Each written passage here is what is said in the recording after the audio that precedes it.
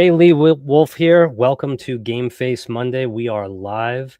As always, Mr. Richie Bello is by my side. And today we have back a special guest who we love having on the show, Wendy Reeves, who has been making waves in the automotive industry for many years. She is the founder of BDC Angels and has been really helping give the industry a different perspective and understanding of the oncoming wave of AI. Not that it's not already here, but there's a lot more to come. How you guys doing? Really great. Richie? Okay. I'm doing really great. I'm honored that you guys have me back. I'm looking forward to our conversation. Awesome. Rich, how you doing today? Good, Lee. I'm doing wonderful. Awesome. All right. So before we get rolling on the show here, just going to run a quick clip from our sponsor, Shop Smart Autos. Getting new customers is exciting and necessary, but while attracting new customers is important, retaining your customers creates an unending stream of revenue that keeps your dealership moving forward. Whether you're a marketing team for car dealerships or a dealership yourself, Shop Smart Autos has your retention tool, the VIN Retention Report. Anyone can find out how many cars they sold in a given period of time, but your VIN Retention Report will show by VIN the vehicles or customers you retained and the ones you lost. But that's not all. ShopSmart's technology can show you where your VINs ended up. Did they trade them in at another dealership? Did they switch models? Did they sell their vehicle privately or go to auction? You're constantly spending marketing dollars and time trying to target your current customers, but you could be marketing to customers that have moved on. And now you'll have the power to see where they went and change your strategy to target them in ways that brings them back. Not to mention, you can identify your strengths and weaknesses within the dealership to help lift up your staff and give them the confidence and drive they need to retain and gain your customers. The VIN Retention Report is yours at ShopSmartAutos, 4 dealers.com. It's the most powerful retention tool out there. All right. So before we start picking your brain, Wendy, on the VIN Retention Report, what's new? Every time we talk to you, there's something new and exciting. What's been going on? Oh gosh, where do I begin? It's funny, with regard to BDC and AI, we know what's going on with AI, right? We're all experiencing the same things. We started our journey with it back when we started the human side of AI in August of 23. And we've got a number of people on that as co-founders of that group. And together we took a deep dive into a lot of the AI products that were coming out then and since. And what we saw is that aptly called the human side of AI, is that there was strong, to those that were progressive and that wanted to sign up and be forward thinkers, continue to be forward thinkers, there was quick adoption with AI products. But then there was some drop off, right? Because they didn't have the accountability at the store, or their processes weren't right, or for any one of a number of reasons. And they thought it would be a set it and forget it, but it's not. AI is definitely the usage and implementation, the research of AI products, the implementation and the sustainability of AI products in your dealership, I think is really contingent upon your ability to keep an eye on it and to police it and to keep up with the trends and to keep up with the advances. And I think we also found out that, and I believe that you talked to Tim Hayden with us as well one time, I don't remember, but data governance is really important. So it's important to get your data in order, full circle to right here today. What we have confirmed and continues to be true is that you have to get your data in order. You have to make sure you have good, solid data. And then you have to make sure that you have the human side right. You have to make sure that you get your house in order, that you have the right people, the right processes, the right accountability. And then that somebody is maintaining that for you. And so what it used to be was, before AI, people weren't getting internet lead conversion, right? So there was a fast adoption to outsource BDCs as well, which they also thought was a set it and forget it, but nothing is. There is no magic pill out there. So whatever we do in our BDCs and in our dealerships, we have to make sure that we have the human side right. So what we've been doing now is I'm doing a lot more strategy, and I'm doing a lot more train the trainer in trying to get the house in order. There are just as many of my dealers that want to adopt the usage of AI as there are ones that when they call me about helping their store or about putting agents in there to manage their leads, they don't want any AI involved. So, which I can do it both ways. And then then it becomes a strategic thing. Like I have a number of smaller stores that are calling me. A lot of dealers are calling me because they've got broken processes and just broken everything and can't convert their leads. So I'm doing a lot more strategy now than I was a year ago. And I think that's going to be the wave in 2025 is you're going to need a handful of OGs that are wise, that have the experience in many different areas, variables, fixed ops, admin, BDC, all of it, that have to have been able to weather the various climates in automotive that we've experienced since COVID and even farther back. And that's what's going to help you set the ship right so that you can sail into 2025 with, a clear horizon and just have something that you build to scale and to sustain. Right. That's what I see now. Yeah. Hey, no, that's awesome. I mean, it's one thing to have extremely powerful data, but to just put it in anyone's hands isn't going to get you very far. So I always like to hear that the human side of things is still a very necessary item, and that you're always out there projecting that to the business world. So we have the VIN retention report, right? So we know the very basic on how that works is it can tell you the VINs that you held on to. It could tell you the VINs that you lost. It can tell you where those people ended up, how they ended up there, whether they sold it on the street, if they sold it to another dealership, traded it in, if they sent it out to an auction. Dealerships are now able to clean up their DMS, bracket things out, see things from a completely different perspective. Now, from the BDC world, I would imagine that could be a tremendous asset as well, right? It's huge. It's huge. Like, especially knowing who you lost your business to, right? We're all looking at retention instead of loyalty, which is what we should be looking at. First of all, we should be proactively keeping our customers happy and satisfied so that we have the loyalty, but we're in forever. We're playing whack-a-mole, right? We see a problem pop up and we whack it and we work on the next one. And we're too worried about fixing what we did wrong in the past than we are being proactive. With good, clean data like you have in your VIN retention report, we know exactly where the vehicles went. And then we can take steps to find out what we need to do to dominate whatever that source was. What are we doing wrong that they're doing right? Right. And then we can be more proactive about keeping loyal customers moving forward, in my opinion. Yeah. And Rich, right? Yeah, you were just talking to me about this morning. It's not only about seeing all the data on where these people went, how they got there, finding your weaknesses and your strengths, but then the dealership actually has the data. Right. Well, let me just say this, right? So I do a post yesterday.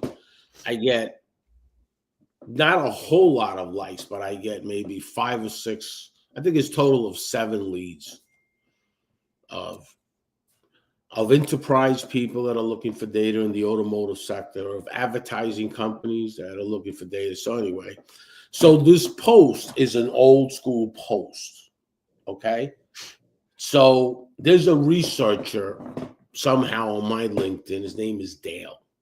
So he says, well, that's not true. Well, let me tell you, I'm not really good on arguing with something on the writing it, because I'm not a writer. I'm like terrible at writing. I'm dyslexic. But let me just share something with you, Dale, and the audience that saw that. Yes, that was something that happened in the late 80s, early 90s, that it says it's not true, but it is true. Let me tell you why. Because if you retain 10% 10% of your customers and you're delivering 1,200, say 1,000 cars, right? 10% is 100 customers, and you take $700, which is today's cost on advertising, NADA, you multiply 700 times 100 cars. How much is that? 7,000? Is that Seven. I'm sorry, 7. 700 times 100 cars is what? 7,000? Hmm. 7,000 goes right to your bottom line. Okay, at 10%. At 10%. So that's what the going NADA is. And I was told that I thought it was 650 because last year was like 600 and change. Now it's up to 700, and it's going to keep getting worse. Right. Okay, so that's where that number comes in. If you don't know the automotive industry, how it's a 10x business. Okay, right. I worked in finance. Okay, I had accountants, I had actuaries that did not understand the math.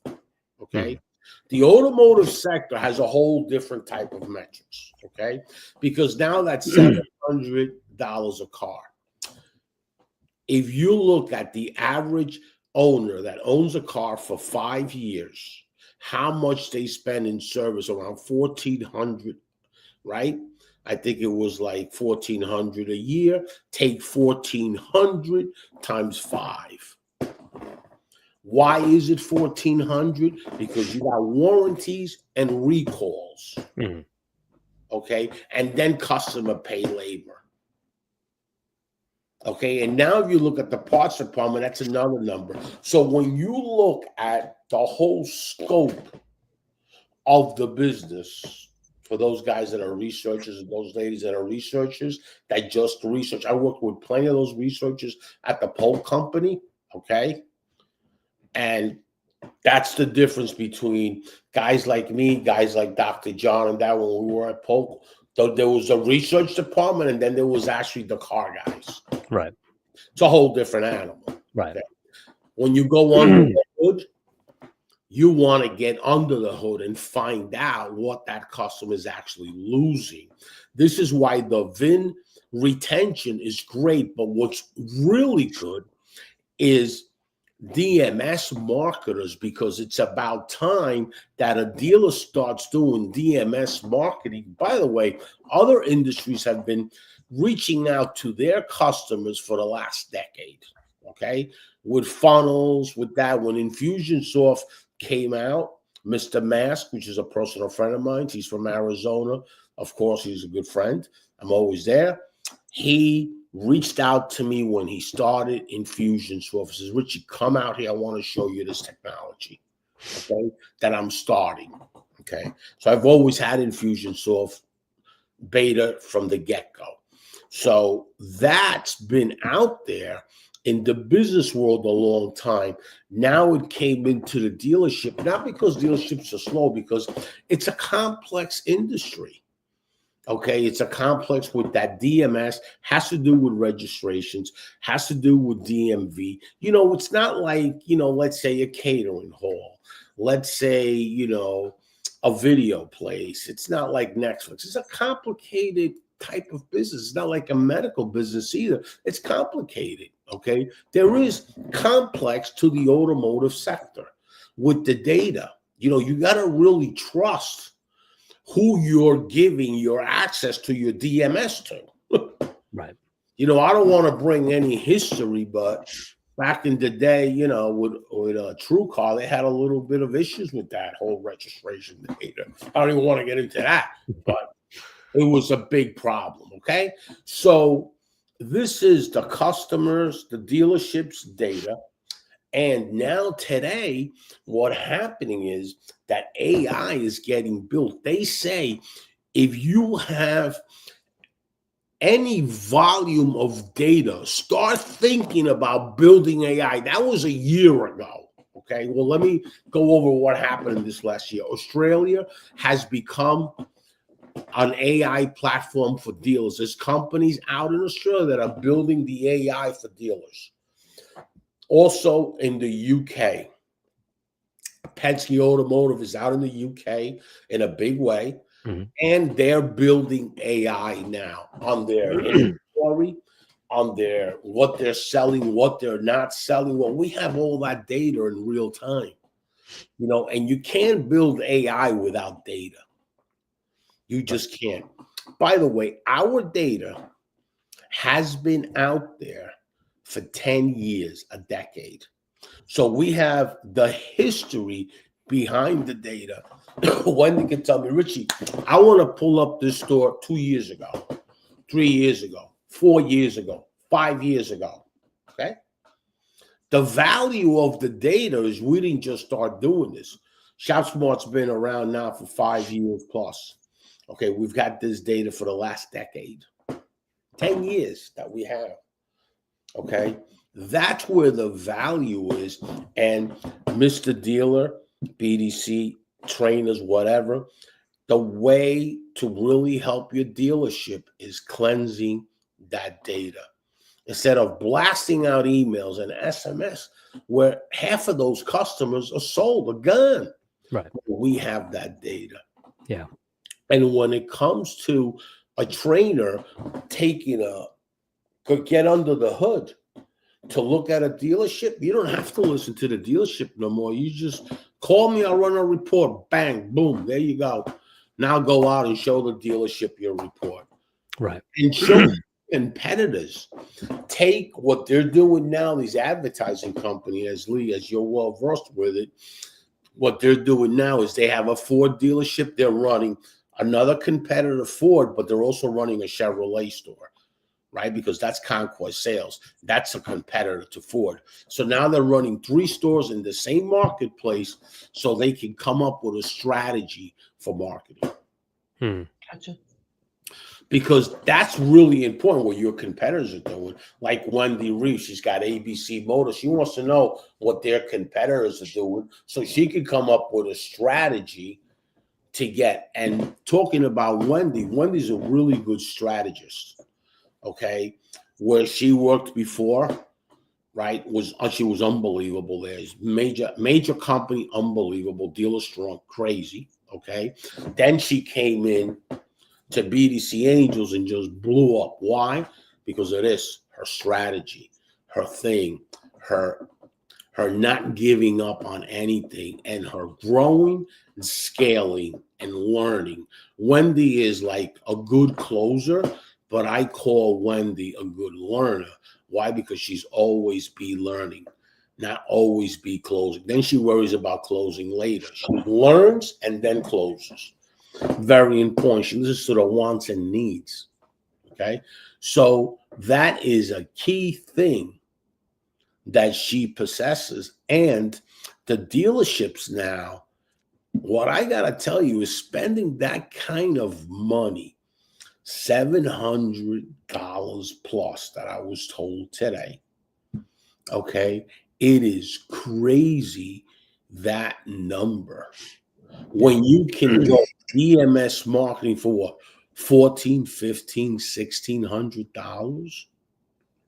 Okay. To get your audience on there. Yeah. Listen, the only reason that I have not done our own platform, which everybody knows I have plenty of partners in the funnel business, okay, that I can just, they're telling me, turn it on now. I don't want to because I am so busy with the data part and I'm so busy doing other stuff that I don't really want to get into that at all. Right. Okay?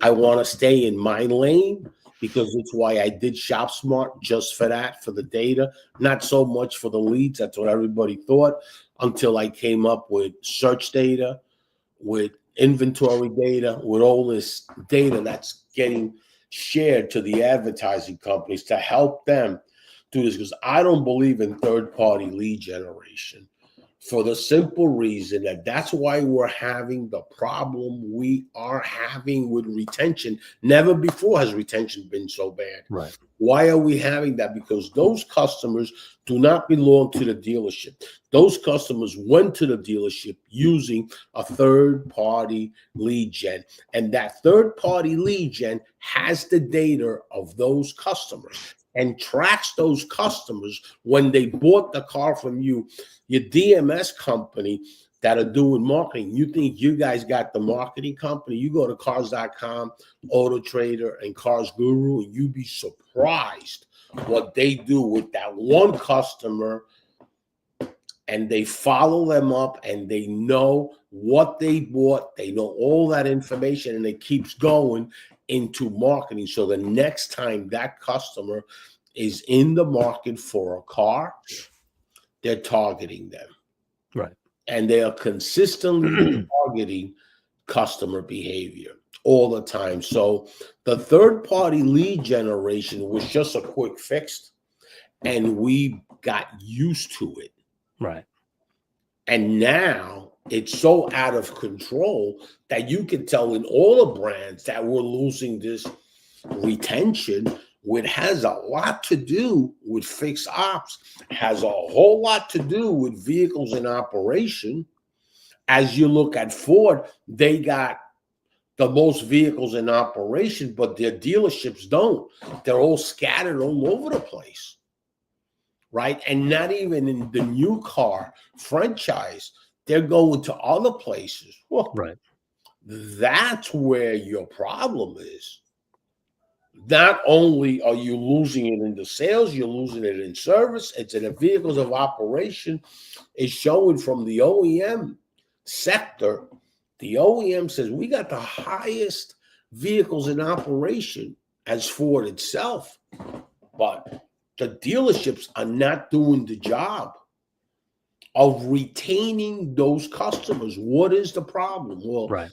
obviously, there is a problem, and we're trying to come up with a solution to help people like Wendy, dealerships, DMS marketers that are great technology and great tool and great idea. Great. It's unbelievable. As one of the great places is Helms Technology. The list goes on, Dealer Funnels. I just had a call today with another person that really knows this a lot and understands the data. That's the whole thing. Because one thing is me providing data to you, and the other thing is you understanding it. That's why our tool, we give you a summary, understanding what that data is telling you. Right. Not so much the data itself. Like we have a store that we ran, Wendy. The store is part of an auto group. The specific store is a Chevrolet store. He's at 10%. He retains 10% of his customers. So when you take a dive at the report, you see that the rest of the business that's picking it up, 40% of the customers he's losing, he's only at 10%. The 40% are going within his brand, right? So he's really not losing so much business to another company. He's losing it to his own brand. Well, that's a problem because in the franchise agreement, they actually stop your co-op on Chevrolet, and they actually, once you drop to 12%, and they actually stop your floor plan assistant because now you're considered an underperforming store. So they put a hold on it until further investigation. So that's a problem. Right. So why is that a problem? Well, understanding that data, here's where the problem is. The problem is that a customer comes in with an upside down vehicle. He gets a better rebate, either his Mitsubishi store or his Nissan store, and he's able to flip them. So now he's taking business from that Chevrolet store into that. The OEMs know that. The OEMs knows the group, knows they got a better rebate here, there. Why are we? They already know why they're losing it, Right. So a data professional is able to see that, Right. and understand what is happening. Right. And Wendy, it's important, right, about every facet of the machine functioning. So, for example, just to throw it out at you, let's say you look at the VIN retention report, you see a specific dealership lost, let's say, 500 VINs. You take those 500 VINs, you give them to the BDC. BDC does a whole campaign to market to these people and talk to these people to say, hey, look, here's an oil change. Come on into service, right? You get all these people in, and there's huge money to be made in service, of course. But is the sales staff prepared to get into service when we know these specific targeted people are in there to flip them? And can they flip them? Right? I mean, training is key, correct? Probably, yeah, absolutely, positively. But I tell you what's even more key for 2025, and I'm really glad you asked that question because, for 20 years since AlphaDog, I was trained by AlphaDog, right? By Jim Ziegler in the late 90s at Amato, right? And when I was in internet sales, when I was brand new in internet sales, or maybe it was like '05, I'm not sure. And then I also was fortunate enough to have been trained and mentored by David Kane in Internet Process and Greg Goebel, I can thank for opening my first BDC at Amato Automotive, where I was on and off for close to 3 decades, right?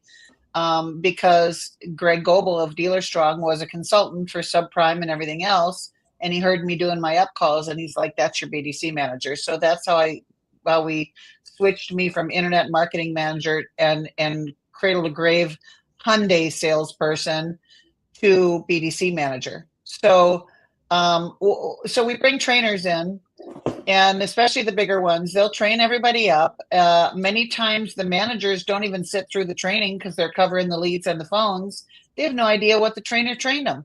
So how are they going to sustain you might get a quick rise in performance because of what the new skills that were acquired, but there's nobody holding them accountable and there's nobody coaching them beyond the training. So then they become complacent and they go back to the way they were always doing things. And then you have to bring in either a different trainer because you blame it on the trainer because you dropped the ball at the store level. So now I will absolutely still go on site to train or overhaul a BDC team, as well as doing it remotely. And I also launch remote teams, work from home teams for people. But what I prefer to do, especially in fixed ops, is now I train the trainer. I train the person who oversees the BDCs, because we have people overseeing our sales BDC who are, as people call them, COVID managers. They didn't weather the storms prior to COVID. Right. They didn't know about selling options and selling vehicles. It was about turning every conversation into an inventory-based conversation, and you had to have them in on a car before you brought them into the store. Right. Well, what happened to sell the appointment, not the car? So you have a better opportunity to get rid of aged inventory, to get more gross, to do a needs analysis. Customers only, they end up buying 13 to 17% of the vehicle they originally looked at. So my point is that we need to teach our leaders how to coach. Either that or retain a coach. Right. Retain somebody that's going to do it regularly with your team to keep the pencils sharp, and to keep them moving with the trends, with what's new. And we have people overseeing sales BDCs that never knew the value of selling the appointment, not the car.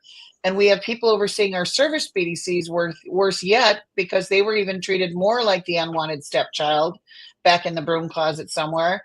And we have service managers who are trying to keep an eye on the service advisors, and then the service advisors micromanaging the BDRs in the service BDC, and none of them knows what BDC is all about.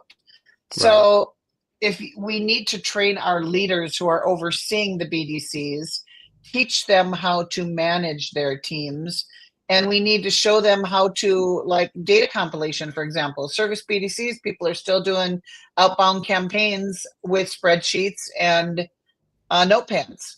So There's no CRM or anything. So mining the database and mining the mining the DMS is going to give you the right list that you can target. But then what's even more important is that you have a person like, I use Volley. I have been for 5 years. Volley can let me differentiate different kinds of campaigns, so I can compile data that reflects what we can expect from different kinds of campaigns. An SOP campaign, a recall campaign, a sold but not serviced, a service but not sold, a conquest campaign. They're all going to have different KPIs. They're all going to have different success potential, right? And we can't manage that to get them to the next level until we measure what they're doing. So it's just a mess. But what I say is that training, yes, but coaching first and foremost, training our leaders is what we're going to need in 2025. That's huge. Yeah, Rich, I mean, Yeah. getting the dealership to really understand the value of the education, right? I mean, that was Well, like, the value of the education is what Wendy says. I got a friend of mine's, Brandon Haddison from the Jim Ellis Group. He's a trainer. He's been in the automotive sector, really long time trainer. He's been in that auto group now for like, say what, 7, 8 years. What he's been doing in the last 3 years is train the trainer. That's what he's been doing. Sales management. I mean, everybody. So he now what he does, he inspects, I believe, more because he's great at inspecting. And you know, you gotta inspect, not expect people to perform. You gotta inspect them. So Wendy's another one that's a really good inspector. So with her doing that, then she focuses on inspecting, you know, and getting them to execute more. And that process works. For some trainers, it doesn't, because that's not who they are. But people like Brandon, people like Wendy are going to start taking over the market with that type of talent that they possess. You know, not every trainer possesses train the trainer, right? Or you got to train the trainer for the simple reason to inspect the trainer. Not everybody has the ability to do that. Right. And Wendy is one of the people out there that has that ability, like David Kane, also she mentioned. I mean, that guy knows how to inspect. That's the biggest thing with him, you know. So, but what I think we're missing, Richie, is I think that we've been pointing out what people are doing wrong for decades. Right. But the problem is that when we give them that information, what are they doing with it? Right. You know, and they know what's wrong, so fix it. So, and to me, would I love to be on a monthly retainer for somebody to look at their books all month, every month for whatever, forever and ever and ever? Absolutely. Who doesn't love recurring income, right? Right. So, but what I'd rather do is teach their leader to soar, to help them find their wings and strengthen them, so they can fly away from the nest, and they can you know, illuminate their dealership with their own brilliance, the skills they've acquired, and still come back if they need me to mentor or to do whatever. That to me is our legacy as OGs, the wisdom that we've gained over the years through our experiences and our education. Is we need to share it with others so that they can start down the next path, and we need to create mini-me's. That is the best thing we can do for our dealerships. It's not outsource and handle everything for them, but teach them how to do it themselves. Yeah, exactly. Yeah, ego free and just empower them. Yeah, without a doubt. Because it's the customer experience that's going to win out in 2025. And are you all smoke and mirrors? Or are you legitimately portraying and offering to your customers what you're telling them you were offering? Right. Absolutely. No, that's a good point, Wendy, you know, but you know, what you do is really good. A lot of trainers can't do that. They can't just train the trainer, because, you know, when you train somebody, you got to inspect them at least 30, 45 days and make sure that they follow the whole process. Because to be a trainer at the beginning is going to have his failures. And that's when you're going to be there to make him look like a star, right? As long as he follows your direction, then with a short term, you're out of there. You go to the next place, you know. But that's the whole idea of training the trainer, which the process is monitoring and making him look like a superstar. And then once he's set, boom, that's it. It's like a salesperson, you know. You train a salesperson, you stay with them 6, 7 months, boom, they become a superstar. It's training, basically. Now we're just training the trainer. That's it. But training. A lot of dealers are starting dealer advisory boards too, where they are enlisting the aid of people that are experts in different areas that can advise them, okay, this is what we're thinking for fixed ops, or this is for BDC, or this is for F&I, or this is aftermarket, this is whatever. And then that's something that's gaining in popularity too. Instead of just bouncing around like a ricochet rabbit, like different trainers or different providers trying to see which one gels well with your dealership, if you find one that works for you, stick with them and work it out, and stay linked to them so that they can help you and they can guide you through the improvements and the enhancements, especially with AI now, right? Yeah. Right. Especially with AI. AI is unbelievable. Like dealers right now in different parts of the country, I don't know here as much in the US, but in other parts of the world, they're building AI. Yeah. It's driving me crazy, you guys. What's going on with AI? So there's this game that I like on my phone that when I want to go just brain stupid and unplug, it's called Royal Flush, right? Love it. I swear to God, you guys, in one of the areas of that game, when there's this competition, you're supposed to invite these people to play. I swear to God, they've got AI players in there. Because I'm fighting and I'm like, okay, this person's really active. Let me compete against this guy. Yeah. And I score a bunch of points, and then boom, like he doesn't even have time to do what he did. Boom, he surpasses me. I think it's AI. Trying to hatch those dragon eggs. Trying to get us to spend more money on their apps by having their AI players kick our butts. Yep. Yeah, same experience. Crazy. Same experience. Yep. I invite all those people. There's nothing. I get like 2,000 points watching the Plinko thing happen, and then all of a sudden, they're blowing me out of the water. Exactly. Yeah. That's how they what a keep me on ride. the hook. Yep. It's unbelievable. So we are going into New Year's Eve tomorrow. Unless we have anything else to add to the conversation right now, I just want to wish the both of you and all of our listeners and viewers a happy and hopefully very prosperous New Year. And I'm sure if you have Wendy on your team, it'll be very prosperous. And you guys going to be hunkering down for the new year, or are you going out doing big things? Me personally, actually, I'm going to work on a couple of new launches. We've got Fred's helping somebody build I don't remember what he called it, something like a pergola, but something different. So I'm like, I had somebody that I have an opportunity to help him out, and I'm like, cool. I go, let's get it done today, and I can work on it tomorrow and on New Year's Day. Yeah, I mean, cool. I'll have one eye on the TV and while I'm working on my laptop, but I just love it. I just love what I do. So that's what I'm going to do. But really, that VIN retention report that you guys are talking about, dealers really need to learn more about that, because I think it's an absolute game changer. I agree 100%. Wendy, and now just to let you know, where you knew the VIN retention report as a new report, I sent you the new one, right? Mm-hmm. You see it. It's basically, there's analytics and there's reporting. In one place, you get the vehicles you're retaining, the vehicles you're not, but where they're going. That's the main thing. Private seller network, what stores are getting it, what auctions, everything, right? Where it's leaving to, where your customers are going.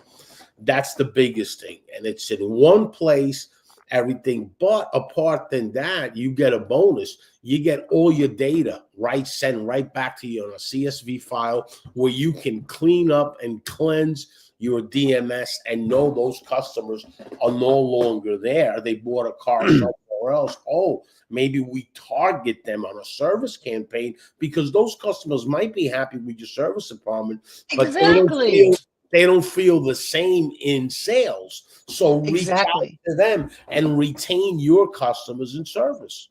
Yeah, exactly. So now there's a whole different thing with the report. Not only that, for businesses like yourself, right, Wendy, you can actually run 3 competitors, right, and show that dealership that you're trying to convert to bring them into you. You can show them, here, Mr. Jones, this is what the problem is. Look at your 2 competitors. They're eating your lunch and your dinner, right, and you're not. You can fix this. So I'm glad you said that, Richie, because that's exactly what I was talking about compiling the data and knowing what we need to know for so long, but not doing anything about it. What you're talking about, the VIN retention report, what you're talking about is pursuing our bought elsewhere customers to get the service retention. You know, I've been saying that for 12 years now, since I went independent from after Amato. And why aren't we targeting them, the bought elsewheres? You know, maybe they got an invoice that was $200 cheaper down the road and they were able to dealer trade, or that that dealer had it on the lot, or simply somebody else closed them before we did to get them on the showroom floor. But we're not doing anything with the data. And also we had to make hundreds and thousands of phone calls to determine, okay, well, they bought a car somewhere else. Well, did you ask them where they bought it? No.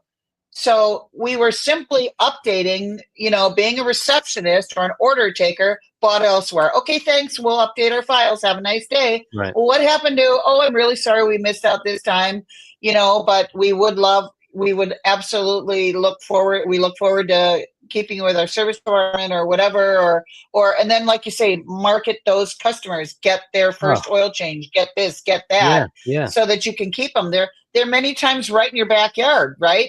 Yeah. And they think, a lot of new car buyers think they got to do warranty work and everything at the dealer they bought it for. People don't know what they don't know. So now that we have all this data compilation, Richie, that you can do aided by AI without it costing us exhaustive labor, manpower hours, human hours, making those phone calls, it's nirvana. I mean, it's right there. All we got to do is just do it.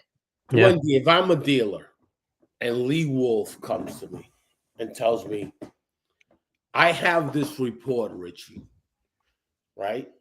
I says, Lee, do me a favor, run me a sample report and send it to me as a dealer. The first thing I'm going to do as a dealer is look at that report, get my warranty people in a meeting and my DMS people in a meeting, right? And I said, you see all these VIN numbers? I want you to track these VIN numbers down and tell me how many of these customers are actually coming in here to do service. First thing I'm doing. Yeah. Because me as a dealer, I could care less about sales. Sales is going to happen anyway. Right. I care less. Right. I want to know the service business. Okay. Now, that's the first thing I'm going to do. And then I'm going to say, and I want to compare what parts are they buying on Fix-It themselves. I want to see these customers coming in here and attach it with the money that they're spending. Done. And in a couple of days, 4 or 5 days, I'll pull in the journal, all right, the general journal from the office and get a full scope on all these VIN numbers, what they're spending, this, that, boom. Right away, I'm doing that as a dealer. 2 seconds. That's the first thing. That's what you talk about data. That's what you talk about, a dealer that understands data. Take it to dollars and cents. Okay? And now I have that information. Now I'm going to say Lee Wolf's report is good or not good. Right. Based on the money that I have here, that I can strategize to target those people. You mean to tell me I lost 40% of the customers, and the 40% of the customers are the folks that are spending the money in service? Oh, shit. Maybe that's why my service numbers have dropped. So what do I got to do? From now on, I want every new car that gets delivered in 30 days, I want to do a service clinic to welcome those customers in my dealership. Bang, done. That's the first process that I'm putting with that data to get back those customers. I'm doing a service clinic and I'm showing the customers my facility. Right. I mean, give me a break, dealers. I mean, what are you kidding me? The OEMs knows that the vehicles in operation is depleting by a huge percentage. What are you, nuts? What are you gonna do? Have them stop the the co-op and all that based on their franchise agreement. And now that franchise agreement has an underperforming dealership, and you're going to get that letter from that OEM saying, you got 60 days to fix this. We're going to visit you. Right. Why would you get your eyeballs like that? Well, what are you guys doing? And it's so easy to fix. You got a problem, we have a solution for you. It's an easy fix. It's not something difficult. It doesn't take a rocket scientist to figure it out. It doesn't take a rocket scientist to figure out what that data is used for.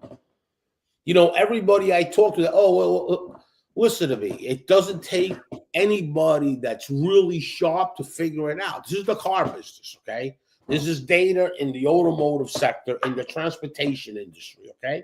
It doesn't really take a genius to figure it out.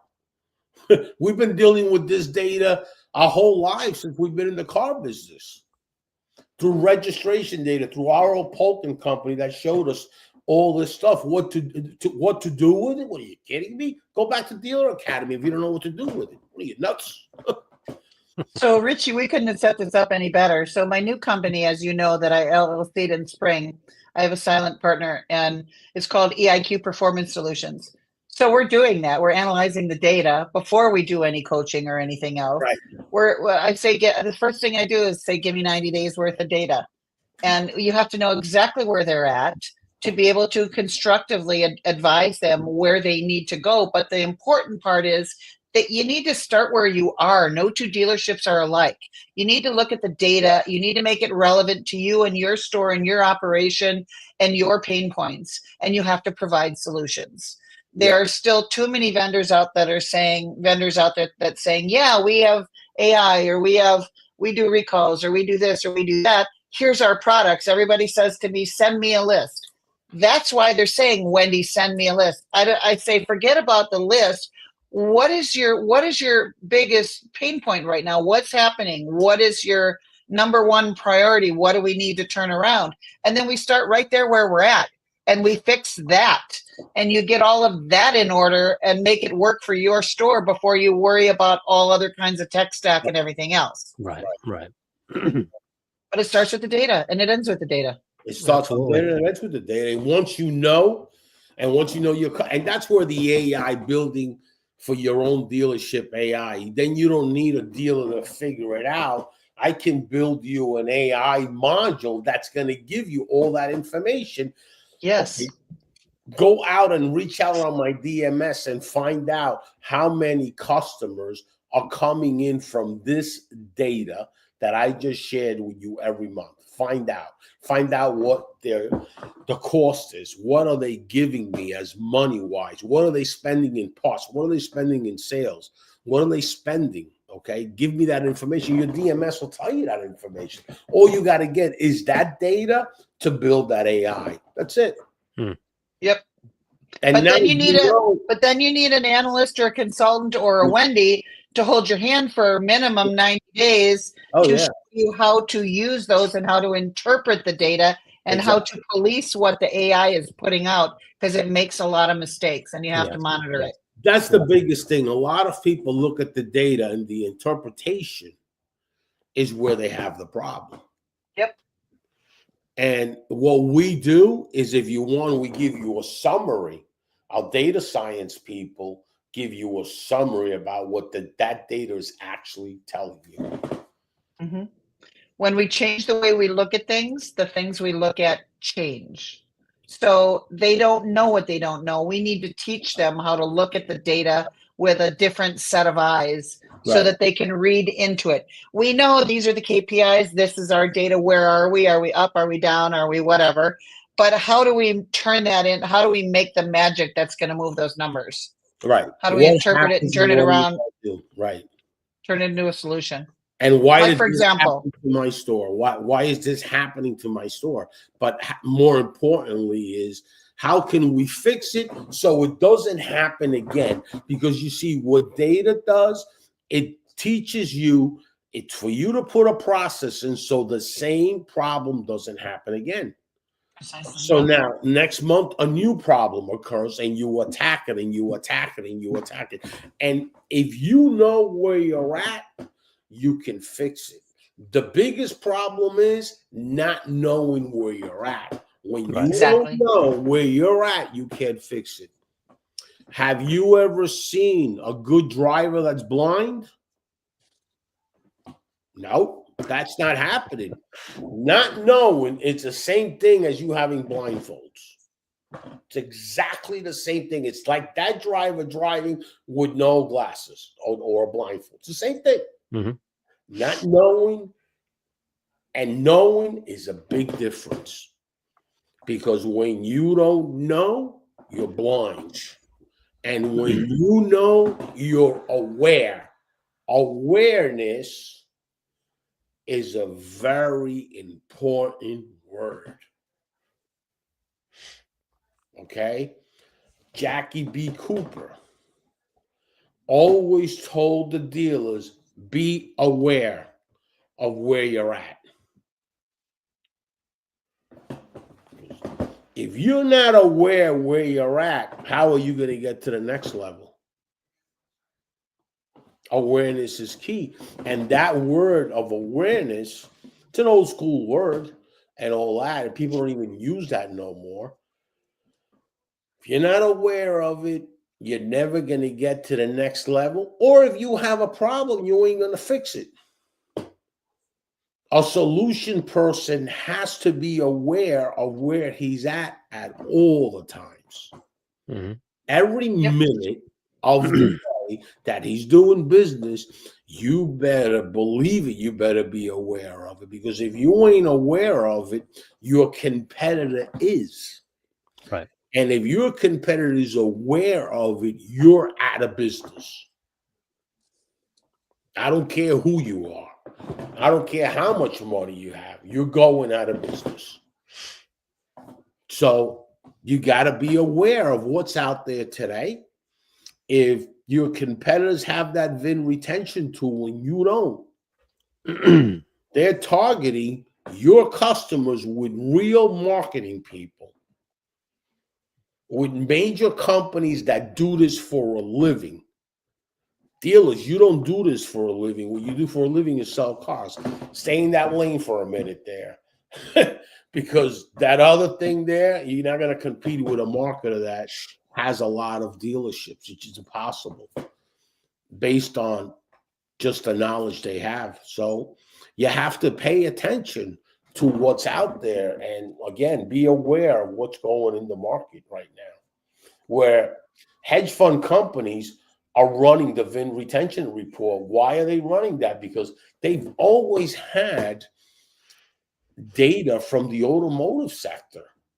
That's one of the reasons why S&P 500 merged with IHS is because so much data was sold to the hedge fund companies in the automotive sector. They had to merge with them because it's such a big industry that you have a pulse. Your funding people know the market conditions.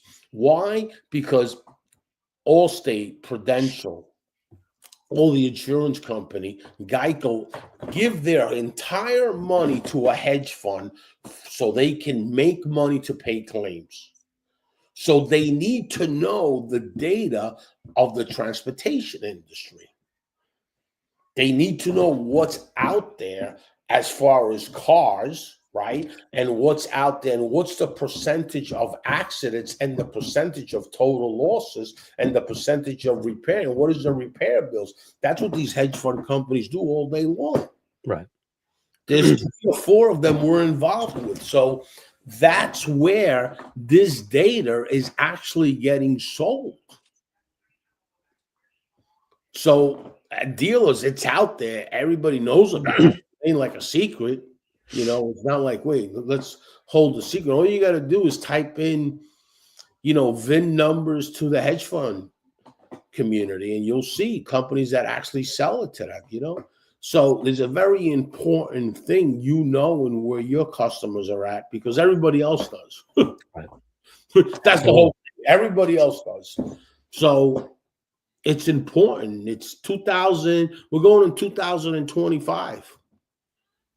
And you know what another interesting thing about the VIN retention report is you can further dig deep into your data once you get it and find out, like, of those lost sales, how many of those leads came to you through third-party lead providers?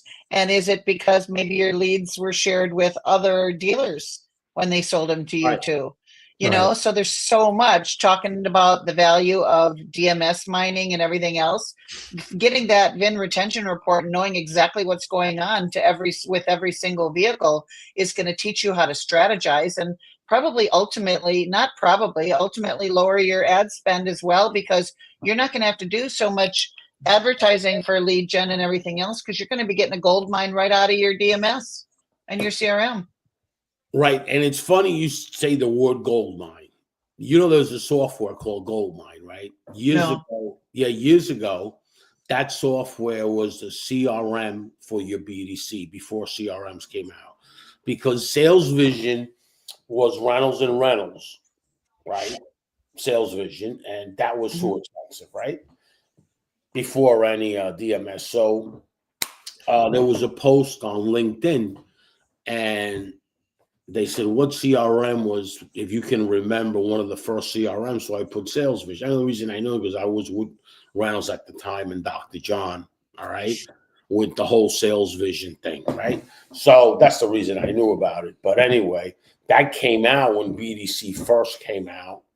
We were one of the first stores in the country that had BDC in the store, me and Dr. John, and it was Apple Honda, okay? So, and then Sales Vision came out, and then we put that in Honda City, which was owned by Lopez, right? And we made that into a showcase for Reynolds, right? That's what we had. And we had the van, we had the whole brand of Reynolds, the whole thing with Sales Vision, being on the road, the whole thing, right? So that was the first CRM in the automotive sector that there was. It was called Sales Vision by Reynolds and Reynolds. Back then it was $100,000. It was crazy, those numbers. So then this Microsoft thing came out called Goldmine, and we were able to get that Goldmine software in a Dell computer and pull up all that data from DMS. It was integrated. We were able to integrate it, right? This is old school stuff, right? So that Goldmine was a really big thing.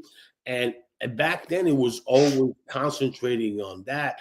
And then when I was at our Polk & Company, we came up with the cross-sell report. All the VIN retention is the cross-sell report on today's data that's online.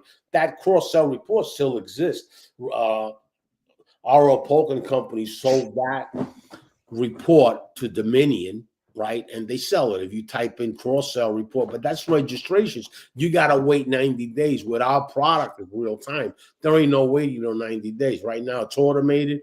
You tell me your store, boom, boom, 17 seconds, you got a report. See ya. Got the data and the report, the CSV file and the report. So it's all automated. There's no waiting. There's nothing. 17 seconds. That's how fast it takes us to pull a report. That's huge. Impressive. And using the AI, I got a video of it. I'm going to send it to Wendy, that video when we're running the report, that it takes 17 seconds, Lee. Send it to her. So cool. That's all automated now. You send it, you pay for it right online. You go to Shop Smart Autos for dealers, pay for it, and it goes right into your inbox. Done. Yep, that's Shop Smart Autos, the number 4dealers.com. And Wendy, I want to thank you very much for being on the show again. We always love having you here and look forward to having you back soon. Thank you. It was a blast again. Happy New Year too, guys. Happy New Year. Wendy, I got to tell you something. It's always a pleasure talking to you, because you are such a knowledgeable person that is always growing. I think I met you through in Orlando, right? With COVID, right?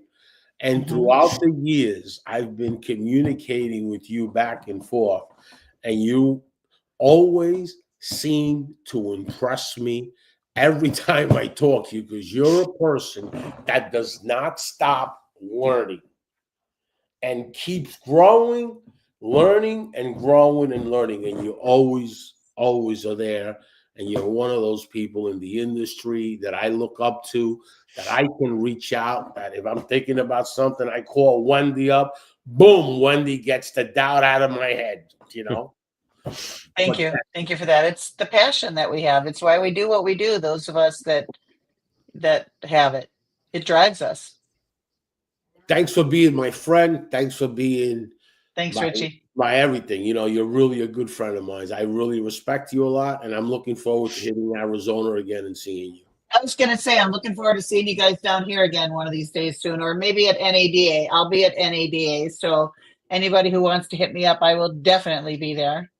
So You know, I'm yeah, thinking of. I was thinking of going. I'm thinking of going. Me and Gene, I was talking back and forth, and I might take the trip, even if it's for the last day or something. You know, I might just go in and see a few guys there, and a few ladies. cool. Awesome. All right. Happy New Year, everyone. Happy New Year, guys. Thank you, everyone. Take care.